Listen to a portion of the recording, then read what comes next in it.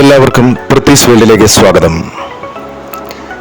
തിരക്കും ബഹളവും അധികമില്ലാത്ത ഒരിടത്തേക്ക് യാത്ര പോയാലോ എന്ന് രാവിലെ തന്നെ തീരുമാനിച്ചിരുന്നു.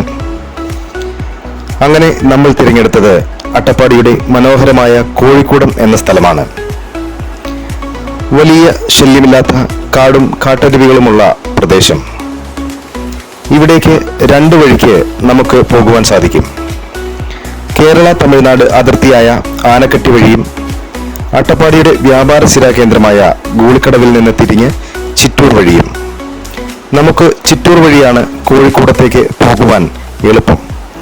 അതുകൊണ്ട് തന്നെ നമ്മൾ തിരഞ്ഞെടുത്തത് ഈ വഴിയാണ്. അട്ടപ്പാടിയിൽ ഡാം നിർമ്മിക്കുവാൻ നിശ്ചയിച്ചിരുന്ന സ്ഥലമാണ് ചിറ്റൂർ.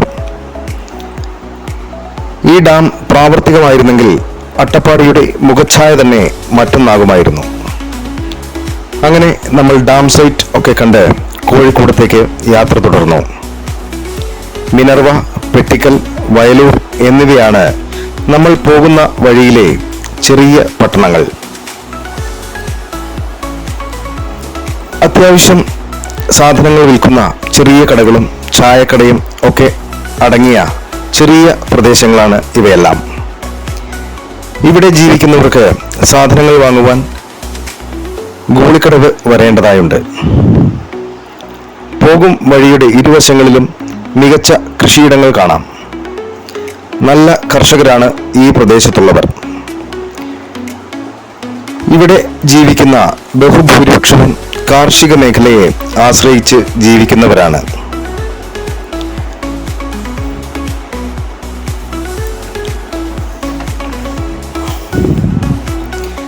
പലതരം കിളികളും കുരങ്ങും മയിലും മുയലും അങ്ങനെ ഒട്ടനവധി കാഴ്ചകൾ ഈ വഴിയുള്ള യാത്ര നമുക്ക് സമ്മാനിക്കും.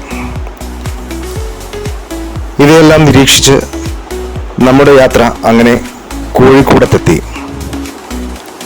ഇവിടെ നിന്നും അല്പം മുൻപോട്ട് പോയാൽ ഒട്ടനവധി സിനിമകൾക്ക് ലൊക്കേഷനായ മാറനട്ടി വെള്ളച്ചാട്ടമുണ്ട്.